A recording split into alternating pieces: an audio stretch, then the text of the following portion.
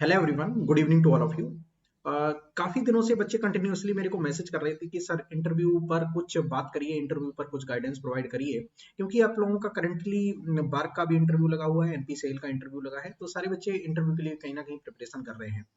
इस पर इंटरव्यू पर मैंने ऑलरेडी चर्चा कर रखी है, ऑलरेडी मैंने सेशंस ले रखे हैं यूट्यूब पर। तो जितने भी बच्चों को यूट्यूब से कंटेंट रेडी अपना करना है तो वो यूट्यूब से अपना कंटेंट रेडी कर सकते हैं, जहाँ पे 13 लेक्चर आप लोगों को ऑलरेडी मैंने प्रोवाइड कर रखे हैं।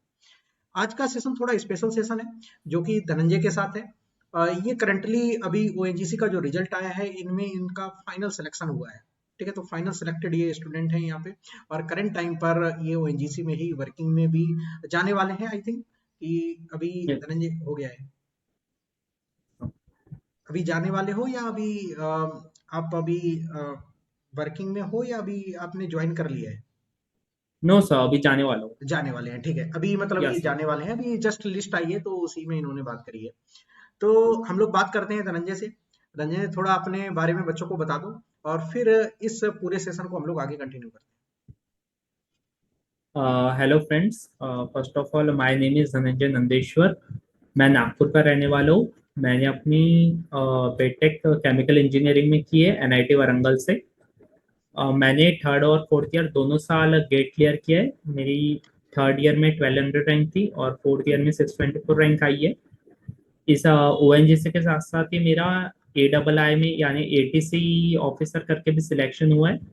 करंटली एज ऑफ नाउ मैं ओएनजीसी के लिए एक्साइटेड हूँ ज्वाइन करने के लिए। हैं। Very good. धनंजय, जो ये सेशन है इसमें बच्चों के लिए किस तरीके से ये बेनिफिशियल रहेगा उसके बारे में बात करेंगे।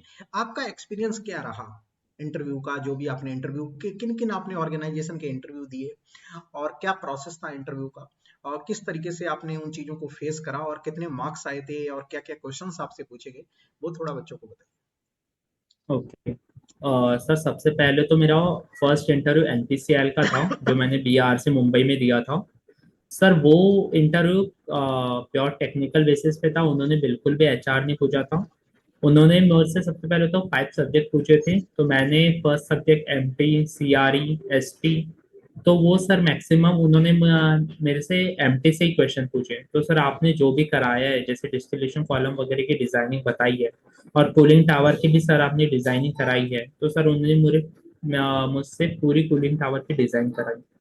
सर उसके बाद उन्होंने थोड़े यानी जैसे कोरोजन वगैरह टॉपिक है इससे भी क्वेश्चन किए थे, पर उन्होंने डिफरेंट टाइप ऑफ कोरोजन वगैरह पूछा था, तो सर मुझे उसका इतना आइडिया नहीं था। तो सर ओके। मैंने 2-3 क्वेश्चन मिस कर दिए। ओके। पर सर बेसिकली वो ये नहीं देखते कि आपको कितना मगअप है, वो अपनी टेक्निकल स्किल देखते हैं सर। कुछ कुछ क्वेश्चन में ऐसा हुआ कि सर मुझे हिंट नहीं आ पा रहे थे। मैं सेल्फ डाउट कर रहा था कि मैं सही जा रहा हूँ कि नहीं जा रहा हूँ। तो सर जो चेयरपर्सन सर है वही मुझे सपोर्ट करेंगे, yes yes you are going right, आप कंटिन्यू कीजिए। तो सर एनपीसीएल में सर मेरा 1 मार्क्स से सिलेक्शन रह गया सर फाइनल लिस्ट अच्छा, एनपीसीएल में। में। या ओके, सर। कोई बात नहीं है। ओके, तो ये जितने भी क्वेश्चंस पूछे गए थे आपके एनपीसीएल में पूछे गए थे? या सर। ओके। तो एनपीसीएल के लिए जो भी बच्चे तैयारी कर रहे हैं, तो उनमें मोस्टली क्या कितनी देर तक इंटरव्यू चलता है? आपका कितनी देर तक इंटरव्यू चला था? सर मेरा 30 to 35 मिनट चला था। और सर उस दिन जितने भी बच्चे थे उनका ऑन एन एवरेज 30 से 45 मिनट के बीच में चल रहा था सर इंटरव्यू। अच्छा, अच्छा। जिसमें वो लोग सब्जेक्ट पूछ रहे थे कि आपसे क्या क्या सब्जेक्ट आप प्रिपेयर करके आए हो, शुरुआत में उन्होंने ऐसा हाँ। कुछ पूछा था? हाँ सर, उन्होंने सबसे पहले तो जैसे मैं आया इंट्रोडक्शन पूछा मेरे से कि थोड़ा सा अपने बारे में बताओ करके। और सर उसके बाद उन्होंने मेरे से सब्जेक्ट यानी एक पेपर दिया था, उन्होंने बोले थे 5 सब्जेक्ट के नाम लिख दो ओके। Reference wise. ठीक है, ठीक है। तो उसमें आपने अपने फेवरेट सब्जेक्ट मेंशन कर दिए। या। और सारे यस सर। सब्जेक्ट से उन्होंने क्वेश्चंस पूछे थे, या किसी एक दो सब्जेक्ट को स्किप भी कर दिया? सर मेरे से तो सिर्फ एमटी और सीआरई से ही क्वेश्चन पूछे थे, ओके। यानी मेरे फर्स्ट और सेकंड से। फाइन। फाइन। ओके। तो यहाँ पे धनंजय ने बताया कि इनसे सब्जेक्ट पूछे गए थे। अभी कुछ दिन पहले मैंने सेशन लिया था यशोदानंदन के साथ, तो यशोदानंदन ने बताया था कि सर मुझसे कोई भी सब्जेक्ट नहीं पूछा गया था। डायरेक्टली वो मुझसे पंप से क्वेश्चन पूछने लगे थे, ठीक है, थर्मोडायनेमिक्स से क्वेश्चन पूछने लगे थे, तो वो डायरेक्टली क्वेश्चन पूछने लगे थे। समटाइम्स ऐसा होता है कि आपसे बोल देते हैं कि अपना फेवरेट क्वेश्चन लिखो, सब्जेक्ट। अदरवाइज क्या होगा, इनकेस थोड़ा जल्दी में होते हैं, आपका लास्ट में इंटरव्यू फंसता है, तो फिर वो आपसे डायरेक्ट पूछ लेते हैं कि चलो ठीक है, आपको एक केमिकल इंजीनियरिंग के बारे में नॉलेज होगी तो कुछ कुछ क्वेश्चंस बता दो, क्योंकि क्या होता है कि शुरुआत के जो बच्चे होते हैं उनसे जो क्वेश्चन पूछते रहते हैं ना वो फिर बार बार फ्रिक्वेंट में आने लगते हैं, तो बच्चा वो ही फेवरेट चूज कर लेता है, मेरा हीट ट्रांसफर है, मेरा मास ट्रांसफर है, तो उनको लगता है कि यार चलो ठीक है, थर्मोडायनेमिक्स से कोई बच्चा बोल ही नहीं रहा है, तो थर्मोडायनेमिक्स में समटाइम्स वो अपनी साइड से ही क्वेश्चन पूछने लगते हैं, तो ऐसा भी होता है। तो आप लोगों को केमिकल इंजीनियरिंग के लगभग सारे सब्जेक्ट टेक्निकली आपको पढ़ के जाने हैं, और किन्हीं 3 से 4 सब्जेक्ट आपको अच्छे से पढ़ के जाने हैं, ठीक है। तो ये रहा था एक्सपीरियंस आपका एमपीसीएल का। Okay, yes sir. ठीक है। ओएनजीसी में अभी आपका सिलेक्शन हुआ है, हम्म। ओएनजीसी का क्या एक्सपीरियंस रहा? सर ओएनजीसी का तो मेरा इंटरव्यू था सर 3rd of मार्च को देहरादून में, उनका जो ऑफिस है देहरादून का। और वहाँ पे मैं 9 बजे कुछ एंट्री किया सर, उन्होंने सबसे पहले हमारे को ब्रेकफास्ट वगैरह दिया था। ठीक है। फिर उसके बाद उन्होंने सेशन सर मॉर्निंग में सेशन लिया था उन्होंने, मेरा आफ्टरनून हमारा शिफ्ट था तो हमारे इसमें सेशन नहीं लिया था ओके। एचआर ने। तो सर जैसे ही हम गए within 1 hour interview start हो गया था। तो सर मेरा उस दिन का सर लास्ट इंटरव्यू था। तो सर स्टार्टिंग में बच्चों से 10 to 15 मिनट्स तक इंटरव्यू यानी क्वेश्चन कर रहे थे। सर उसके बाद जैसे जैसे 2 बज गए यानी लंच के बाद जैसे पैनल मेंबर्स आए सर, उन्होंने रैपिड फायर राउंड चालू कर दिया। जैसे ही आते सर 5-5 मिनट में बच्चे आने जाने लगे। ओहो। भाई तो सर मेरा लास्ट इंटरव्यू था। तो सर उन्होंने बोला चलो अभी लास्ट ही है, तो सर मेरा लगभग 12 से 14 मिनट तक इंटरव्यू चला था सर। और फिर भी आपने ओएनजीसी में आपका मैसेज आया था मेरे पास जैसे आपका सिलेक्शन हुआ था, तो आपने बताया था कि सर इंटरव्यू इस ईयर ओएनजीसी में मार्क्स नहीं दिए गए हैं, ओएनजीसी ने मार्क्स नहीं बच्चों को दिए हैं इंटरव्यू में। मतलब बहुत ही बोले तो गंदा हालत कर रखा था बच्चों को।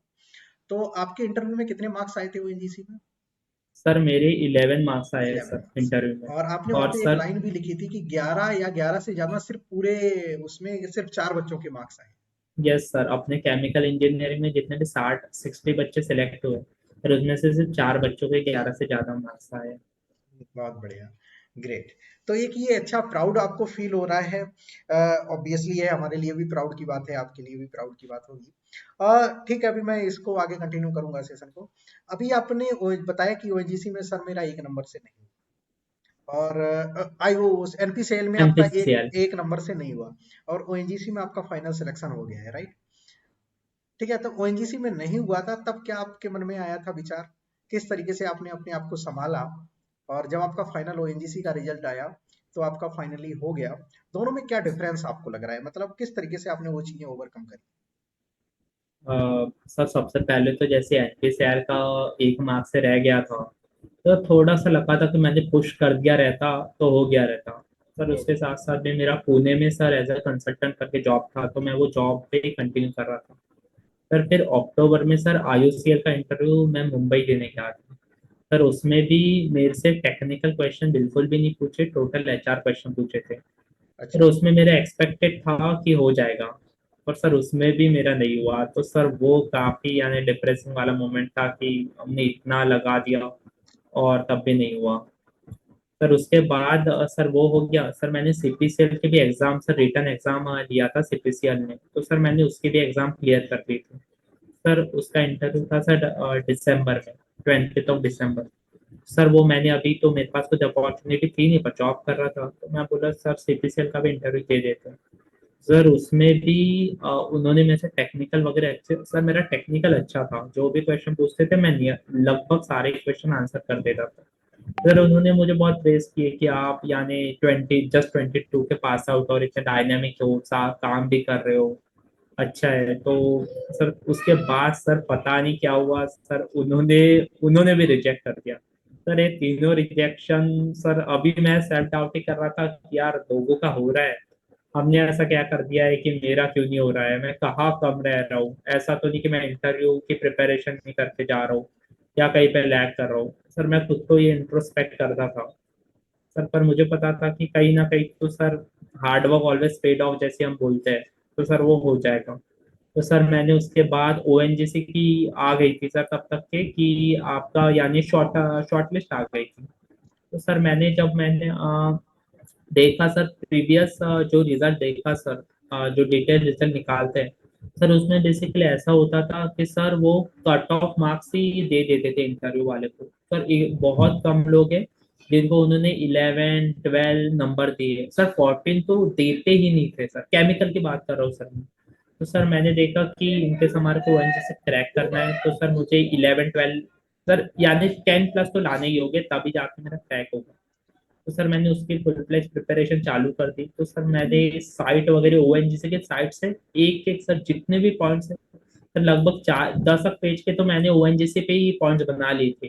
कि इनकेस उन्होंने मेरे से पूछा कि धनंजय बता दो थोड़ा सा ओएनजीसी के बारे में, तो सर मैं ये क्वेश्चन छोड़ना नहीं चाहता था। तो सर इसका ही रिजल्ट ये हुआ कि पूरा इंटरव्यू होने के बाद यानी 10th मिनट 10 मिनट होने के बाद उन्होंने मुझे पूछा चलो आप बताओ थोड़ा ओएनजीसी के बारे में बताओ, कितना जानते हो करके। तो मैं बोला सर मैं मैक्सिमम यानी मैंने चीजें फाइंड आउट की है। तो सर मैंने उन्हें राइट फ्रॉम द हिस्ट्री, तो उनके जो अभी तक के करंट प्रोजेक्ट है उनके जितने भी करंट प्रोजेक्ट है सर सब बता दिया मैंने। सर उनका जो इंडिया एनर्जी वीक हुआ था सर, उसमें भी उन्होंने क्या किया सर, एक उन्होंने मीटर शो किया था सर, डिजिटल मीटर, सर मैंने उनके भी बारे में बताया। तो सर वो उससे काफी खुश हो गए कि अरे इन्होंने बहुत रिसर्च करके आया डेफिनेटली। सर फिर लास्ट में ऐसा हुआ कि एक मैम थी, लेडी मैम थी पैनल में। सर उन्होंने बोला Dhananjay your rank is so low, यानी 624 पे शायद नहीं हो सकता है। मैं समझ गया कि मैम डेमो यानी अपने को डाउन फील कराना चाहते हो, देखना चाहते हो। तो मैं बोल दिया कि मैम मैंने यही सोच के था कि जो भी हो जाएगा वो गेट 22 के बेसिस पे ही हम कर देंगे full of the final. Ma'am नहीं हुआ तो कोई ये नहीं, पर मैं अपना यानी मुझे आईटी में इतना ये नहीं हो रहा है, तो मैं केमिकल में शिफ्ट हो जाऊंगा। तो उसके बाद सर मेरा इंटरव्यू ओवर हो गया था। Very good. बहुत अच्छे। तो मतलब पॉइंट ये है कि यार देखो कभी कभी आपकी अनसक्सेसफुल भी रहती है, समटाइम्स नहीं होता है। तो कहीं ना कहीं अब सपोज कर लो कि एनपीसीएल से तो बहुत लाख गुना बेटर ओएनजीसी है ना। Right sir. Right. Right sir. तो ओएनजीसी में अच्छा आपका ग्रोथ भी है, ठीक है, और अच्छी सैलरी भी है उसके कंपेयर में। और आपके पास एरिया बहुत ज्यादा यहाँ पे हो गया है कि आप कहीं पे भी जा सकते हो, शिफ्ट हो सकते हो राइट कैपिटल में। सर। ओके। और आपको अच्छा लगेगा, प्राउड फील आप करोगे ओएनजीसी में रह के। और बहुत सारे बच्चे और बार्क का जॉब छोड़ देते हैं ओएनजीसी के लिए, ठीक है, सेल का जॉब छोड़ देते हैं, अदर ऑर्गेनाइजेशन जो बड़े बड़े ऑर्गेनाइजेशन होते हैं उनका भी जॉब छोड़ के ओएनजीसी ज्वाइन करते हैं। तो ये ड्रीम जॉब है। ओके। तो यस सर। फाइनली आप वहां पर आ गए हो। तो वो आपने जो बात करी कि कहीं ना कहीं आपने हार्ड वर्क कर रखा है पहले से, मेहनत कर, तो वो कहीं ना कहीं आपकी कन्वर्ट होंगी चीजें। तो आपको गिव अप नहीं करना है, ठीक है। और अपनी जो भी आपने चीजें बना रखी हैं कि नहीं मेरे को ये सर चाहिए तो चाहिए लाइफ में, एनी हाउ, ठीक है, एक फेलियर हो जाए, दो फेलियर हो जाए, तीन फेलियर हो जाए, लेकिन आपको वो चीजें कंटिन्यूअसली करनी है। मैं बोलता रहता हूँ कंटिन्यूअसली कि डटे रहना इंपॉर्टेंट है। मैदान में डटे रहोगे तो यार रन बनेंगे, ठीक है। एक बॉल खाली निकल जाएगी, दो बॉल खाली निकल जाएगी, तीसरी बॉल लगेगी, तीसरी बॉल भी खाली निकल के जाएगी, चौथी बॉल लगेगी, लेकिन आप आउट हो गए, आप पवेलियन में बैठ गए जाके, तो फिर क्या ही कर पाओगे, कुछ नहीं कर पाओगे। ओके, तो एक ये इंपॉर्टेंट बात है। अब मैं आपसे बात करता हूँ कि बहुत सारे बच्चे ऐसे हैं जो गेट की प्रिपरेशन कर रहे हैं, ये सेशन देखेंगे। ओके। और गेट की प्रिपरेशन कर रहे हैं, गेट की प्रिपरेशन में उनको भी बहुत समटाइम्स डिमोटिवेशन आता होगा, समटाइम्स उनके सब्जेक्ट कंप्लीट नहीं हो रहे होंगे, जल्दी से क्वेश्चंस नहीं बन रहे होंगे, पीवाईक्यूज नहीं हो रहे होंगे। तो गेट के रिगार्डिंग आपने कैसे प्रिपरेशन करी थी, आपका क्या विजन था, आपका क्या टारगेट हुआ करता था जब भी आप गेट की तैयारी करते थे, और आपने कैसे मतलब अपनी चीजों को मैनेज किया कि आप इतनी अच्छी रैंक लेकर आ पाए। सर सबसे पहले तो मैंने अपनी गेट की प्रिपरेशन सेकेंड ईयर के सेकेंड सेमेस्टर से स्टार्ट कर दी थी सर, क्योंकि कोविड का लॉकडाउन लग गया था। तो सर पेपर वगैरह कुछ होने नहीं वाले थे। तो सर मैंने सबसे पहले जब चेक किया था तो सर आप गेट एकेडमी पे शायद उस वक्त लेक्चर लेते थे। Sir yes. आपके बहुत लेक्चर सर अवेलेबल थे वहाँ पे फ्री ऑफ कॉस्ट। तो यस। सर मुझे आइडिया तो था नहीं। तो सर जैसे आपके हो गया, शैलेंद्र सर के हो गए, तो सर इनके लेक्चर में इनसे सर मैं ये सीख लिया कि मुझे पढ़ना क्या है। राइट। तो सर मैंने पढ़ना जब चालू किया तो सर आपके ही लेक्चर मुझे बहुत, आपके हो गए, शैलेंद्र सर के हो गए, सुमेश सर के हो गए, सर बहुत यूजफुल लगे। सर उसके बाद मैंने सर अपनी प्रिपरेशन चालू की। तो सर थर्ड ईयर सर मैंने सेकेंड ईयर का जो जो चालू की, तो सर मैंने थर्ड ईयर पूरा वहाँ पे डिवोट किया है अपना प्रिपरेशन में। सर उसके बाद जैसे फोर्थ ईयर चालू हो गया तो सर कॉलेज में प्लेसमेंट रूल्स होते हैं। तो सर प्लेसमेंट सीजन सर मेरा जुलाई से चालू हो गया था। तो सर जुलाई से दिसंबर तक के, सर नवंबर तक के, जब तक मेरी प्लेसमेंट नहीं हुई थी, तो सर वहाँ पे मुझे ज़्यादा डिवोट करना पड़ा सर टाइम। तो उसमें सर मैं, हाँ सर, सिर्फ टेस्ट सीरीज देता था और जो मैंने शॉर्ट नोट्स बनाए थे सर वो रिपेयर करता था। तो सर उसके बाद अन अकेडमी पे भी sir free of cost test series थी, तो सर वो भी मैं देता था सर। उसके बाद आप उसका एनालाइज भी निकालते थे कि हाँ, क्या आपके कितने मार्क्स आ रहे हैं और आपने कैसे इम्प्रूव करना चाहिए। तो मैं सर, आपके सेशन भी आते थे कि हाँ अभी इतना 30 डेज बाकी है, तो अभी आपने कैसी अपनी प्रिपरेशन या आगे कैसे प्लान करना चाहिए, अपनी स्ट्रेटेजी कैसे बनाना चाहिए, सर मैं वो भी फॉलो करता था। सर ऐसा नहीं कि सर मैंने खुद से, सर मैंने यूट्यूब का सर बहुत बड़ा सपोर्ट रहा मुझे। और सर अन अकेडमी पे भी सर जैसे आपके स्पेशल क्लास लगते थे, तो सर मैं स्पेशल क्लासेस भी सब देखता था। सर ऐसा रहा। और सर जैसे इंटरव्यू गाइडेंस की बात हो गई, तो सर आपने अभी भी आपकी सर एनपीसीआर की इंटरव्यू की वो यूट्यूब प्लेलिस्ट पे पड़ी ये है। है सर। हाँ, प्लेलिस्ट पड़ी हुई है। तो सर मैंने वो प्लेलिस्ट सर, इंटरव्यू जो एनपीसीआर में गया था मैं सर, उसके पहले पूरे हर एक वीडियो सर डिटेल बनाए थे। और सर उससे देखा ही नहीं था सर, मैंने उससे नोट्स भी बना लिए थे। क्या तो बात। सर जब भी इंटरव्यू होता था तो मैं सर, क्योंकि मुझे पता था कि क्वेश्चन रिपीटेटिव होने वाले हैं सर, ऐसा नहीं कोई घुमा फिरा के तो पूछेगा नहीं, पूछना है तो सर यही पूछेगा। तो सर जितने भी आपने, यानी सर आप समझाते भी थे, ऐसा नहीं कि सिर्फ क्वेश्चन बताया है, सर आपने समझाया भी था। तो सर मैंने जो आपकी 12 या 14 लेक्चर की जो लिस्ट है सर, हर एक वीडियो मैंने देखा था, चाहे वो 1.5 घंटे, 1 घंटे का, 1.5 घंटे का, सर अच्छे डिटेल में देखा था और उसके साथ नोट्स भी बनाए थे। तो सर वो मुझे यूजफुल हुए। वो अलग बात है कि सिलेक्शन तो सर वो तो डिपेंड करता है कि होना ना हो, पर सर वो मुझे बहुत यूजफुल है। ऐसा मैं बोल ही नहीं सकता कि मैंने लिस्ट यानी वो यूट्यूब की आपकी प्लेलिस्ट देखी और मुझे फायदा नहीं हुआ सर, ये तो मैं बोल नहीं सकता सर। डेफिनेटली मुझे बहुत फायदा हुआ। और मेरे सर बहुत सर होता कैसे है, जब हम गेट की प्रिपरेशन करते हैं सर, किसी चीज में सर हमारे को इतना इनडेप्थ नॉलेज नहीं होता है। पर सर एनपीसीआर में वैसा नहीं था सर। एनपीसीआर में हमारे को इनडेप्थ नॉलेज पूछते थे सर। जैसे कि कूलिंग टावर का जो प्रिंसिपल है सर, मैं 100 क्वेश्चन सॉल्व कर देता था, पर सर मुझे प्रिंसिपल ही नहीं पता था कि क्या होता है ड्राई बल्ब टेम्परेचर का, तो वेट बल्ब टेम्परेचर क्या होता है। क्वेश्चन सॉल्व हो जाते थे, तो सर वो उसमें काफी हेल्प हुई। यानी सर एक प्रकार से हम बोल सकते हैं कि सर इन डेप्थ नॉलेज का बहुत फायदा हुआ सर आपके प्लेलिस्ट से मुझे। चलो बहुत बढ़िया। देखो सारे बच्चों से मैं बोलता हूँ कि जो वो यूट्यूब पर प्लेलिस्ट पड़ी है, एक बार उससे आप गो थ्रू हो जाओ।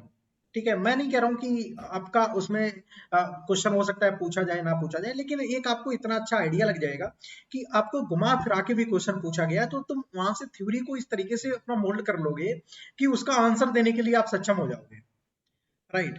तो वो लेक्चर को जरूर सारे लोग फॉलो कर लेना, जाके जितने भी बच्चे इंटरव्यू के लिए प्रिपरेशन कर रहे हैं और इंटरव्यू के लिए जाना चाहते हैं।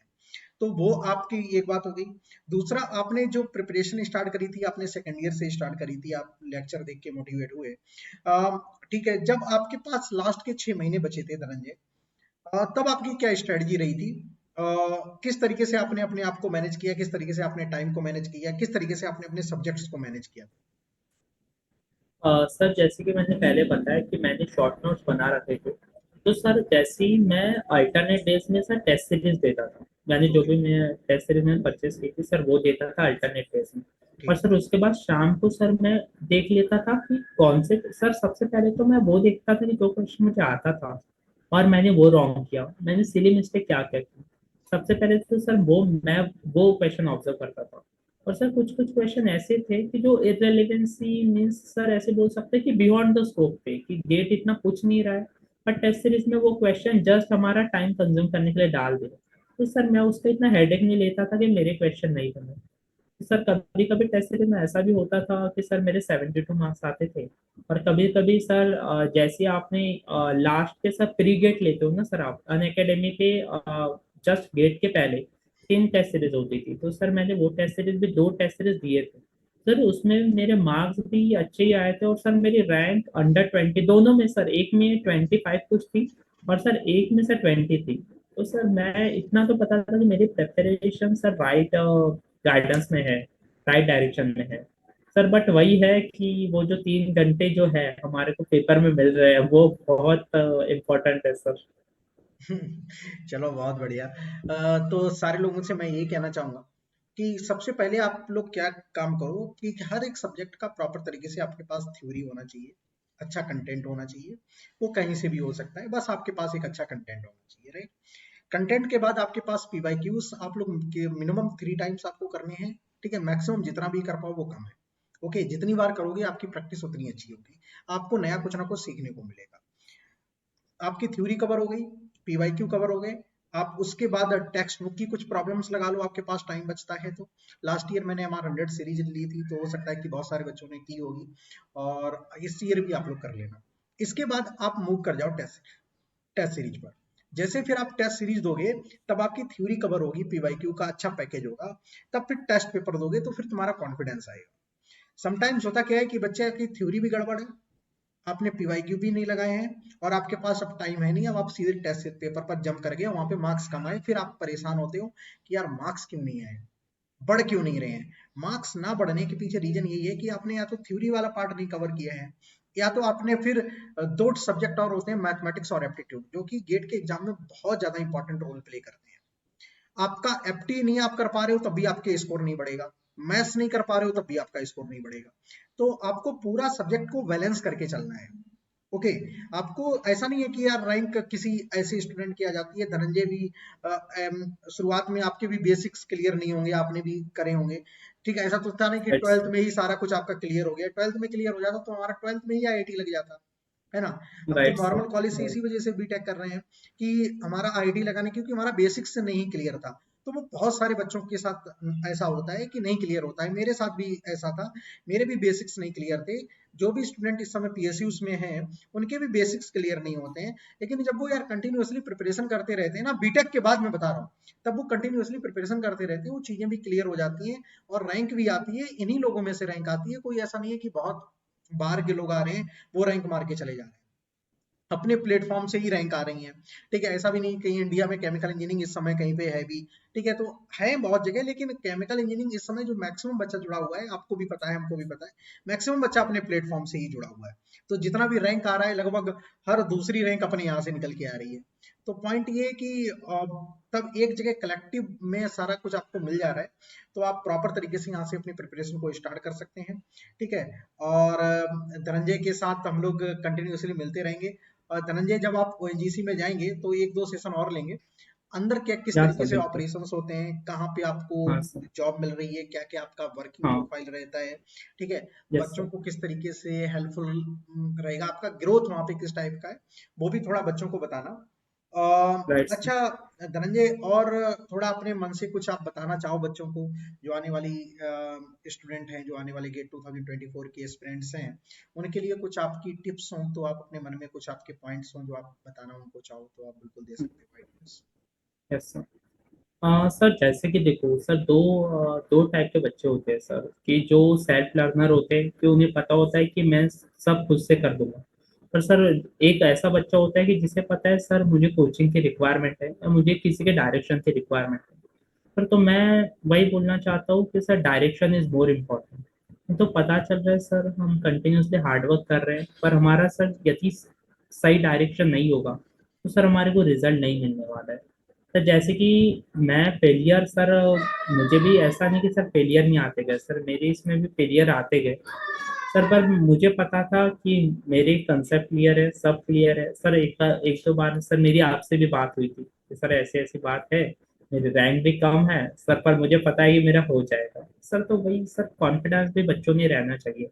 ऐसा नहीं कि सर एक बार फेलियर आ गया, अरे यार मेरा तो एनपीसीएल में हुआ नहीं, मेरा आईओसीएल में नहीं हुआ, मेरा सीपीसीएल में नहीं हुआ, अरे मेरा किसी में भी नहीं हो रहा है सर। ऐसा नहीं सर, कुछ ना कुछ तो सर अपने डेस्टिनी में लिखा ही होगा। बस सर बस हमारे को हार्डवर्क करना है सर, हार्डवर्क सर अल्टीमेट की है, और राइट डायरेक्शन। राइट डायरेक्शन में आपको इंपॉर्टेंट बात है यस कि आपको कंटिन्यूअसली प्रोसेस पर काम करते रहना है। Right sir. ओके, ठीक है। तो होप सो कि इस वाले सेशन से आप लोगों को काफी बेनिफिट मिलेगा, और इन फ्यूचर में आप लोग हमारे साथ जुड़ना चाहते हो तो बिल्कुल आप जुड़ सकते हैं। अन अकेडमी पर आपके कोर्सेज, दो टाइप के कोर्सेज चलते हैं, एक आपका प्लस कोर्स चलता है, इकोनिक कोर्स चलता है। आप किसी भी कोर्स में इनरोल हो सकते हैं। आप प्लस कोर्स में इनरोल होते हैं तो प्लस कोर्स में प्रॉपर तरीके से सारे लेक्चर आप लोगों को प्रोवाइड करे जाते हैं। इंटरफेस बहुत बढ़िया है। इंडिया में अनअकैडमी की तरह इंटरफेस कहीं पे भी करंट टाइम पे नहीं है। जो लोग स्पेशल क्लास करते होंगे उनको पता होगा। आप लोगों को सब्जेक्ट कंप्लीट करने हैं तो कुछ सब्जेक्ट आप लोग रिकॉर्डेड कर लो। हम लोग सब्जेक्ट कभी भी अपने डिलीट नहीं करते हैं, उसमें पड़े रहते हैं। आप उनको रिकॉर्डेड भी कर सकते हो। जॉब वाले बच्चे हैं वो रिकमेंड कर लेते हैं, रिकॉर्डेड कर लेते हैं। जैसे जॉब में कोई बच्चा कर रहा है तो वो रिकॉर्डेड कर लेगा जल्दी से, ठीक है, कंप्लीट कर लेगा। आपको लाइव करना है तो हमारी शाम को 5 बजे क्लास चलती है, तो वहां से आप लाइव भी कर सकते हो। ओके, तो एक ये चीज है। तो जिन बच्चों को भी हमारे साथ जुड़ना है, हमारा कोड है MR100। आप MR100 कोड यूज करके आप हमारे गाइडेंस में आ सकते हैं। हमारे ग्रुप के मेंबर बन सकते हैं। MR100 फैमिली के आप लोग पार्ट बन सकते हैं। तो जिन बच्चों को भी प्लस ज्वाइन करना है, आइकोनिक ज्वाइन करना है, ऑफर आप लोगों के ऑफर टाइम पे आप लोग ज्वाइन कर सकते हैं। तो जब भी ऑफर आता है तो आप उस टाइम पर ज्वाइन कर लो, तो आपकी कुछ फीस रिड्यूस हो जाएगी। आपको सेल्फ प्रिपरेशन करनी है तो आप सेल्फ प्रिपरेशन भी कर सकते हो।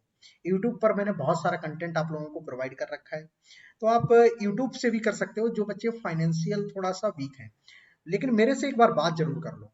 आप बात कर लो, आपको कोई कौन सा सब्जेक्ट किस तरीके से करना है, कैसे मूव करना है। जैसे धनंजय ने बोला कि ये गाइडेंस की सर नीड पड़ी थी मेरे को, और गाइडेंस की एक नीड रहती है सो दैट आप सही कर रहे हो कि गलत कर रहे हो। आज अर्जुन की चर्चा इसी वजह से करी जा रही है क्योंकि उसके कृष्ण भगवान उनके गाइडेंस प्रोवाइड उनको कंटिन्यूअसली कर रहे थे कि आपको कब कौन सा काम करना है। ओके, अर्जुन तो पता चला जोश में आके कभी भी कुछ कर देते, ठीक है। तो उनको एक गाइडेंस की वहां पे नीड पड़ी थी कि भैया नहीं, अब बेटे तुमको ये काम करना है, अब ये काम करना है, अब ये काम करना है, तभी युद्ध को जीत पाओगे। अदरवाइज फिर आप हो सकता है जीत जाओ, लेकिन आपको बहुत सारी कठिनाइयों का सामना करना पड़ सकता है।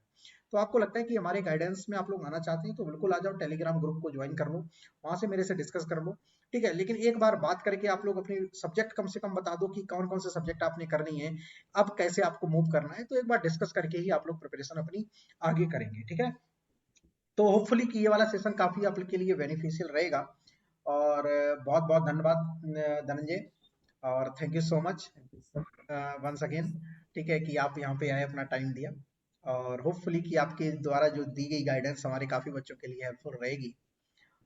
तो सभी लोगों को गुड लक, जो भी अपने बार के लिए एग्जाम देने जाएंगे, इंटरव्यू, और जो NPCL का इंटरव्यू देने जाएंगे, सभी लोगों के लिए good luck, all the best. अच्छे से जाओ, ठीक है, कूल होके जाओ, आप लोगों का इंटरव्यू बहुत अच्छा होगा। Thank you so much. Yes, Dhananjay आपका भी बहुत बहुत थैंक यू। और थैंक यू होपफुली सर। कि ये वाला सेशन काफी बच्चों के लिए बेनिफिशियल रहेगा। Thank you so much.